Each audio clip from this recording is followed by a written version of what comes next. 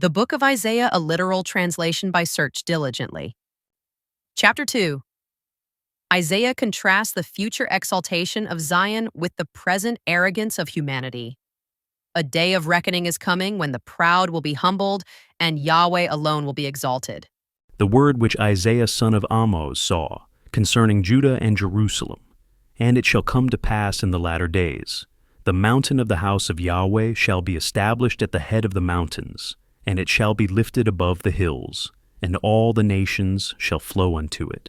And many people shall go and say, Come, and let us go up to the mountain of Yahweh, to the house of the God of Jacob, and he will teach us from his ways, and we will walk in his paths. For from Zion shall go forth law, and the word of Yahweh from Jerusalem. And he shall judge between the nations, and shall decide for many peoples. And they shall beat their swords into plowshares, and their spears into pruning hooks. Nation shall not lift up sword against nation, and they shall not learn war any more. House of Jacob, come, and let us walk in the light of Yahweh. For you have forsaken your people, the house of Jacob, because they are full of the east, and soothsayers like the Philistines, and they abound with the children of foreigners. And his land is filled with silver and gold, and there is no end to his treasures. And his land is filled with horses, and there is no end to his chariots. And his land is filled with idols. To the work of his hands they bow down, to that which his fingers have made. And man is bowed down, and man is humbled, and do not lift them up. Enter into the rock, and be hidden in the dust, from before the terror of Yahweh, and from the splendor of his majesty. The eyes of the haughtiness of man shall be brought low, and the loftiness of men shall be bowed down, and Yahweh shall be exalted alone in that day.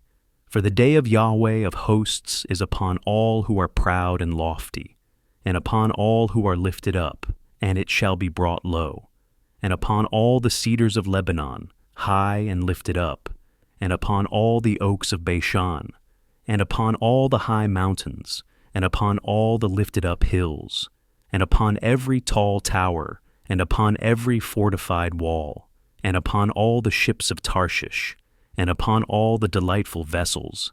And the haughtiness of man is bowed down, and the loftiness of men is brought low, and Yahweh shall be exalted alone in that day, and the idols shall utterly pass away. And they shall enter into the caves of the rocks, and into the holes of the dust, from before the terror of Yahweh, and from the splendor of his majesty, when he arises to terrify the earth.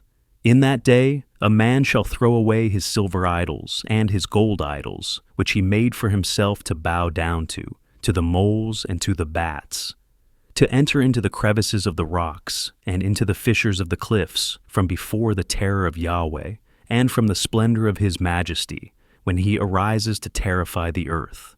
Cease yourselves from man, whose breath is in his nostrils, for in what is he to be accounted? Thank you for listening. To read our literal translation, visit searchdiligently.com.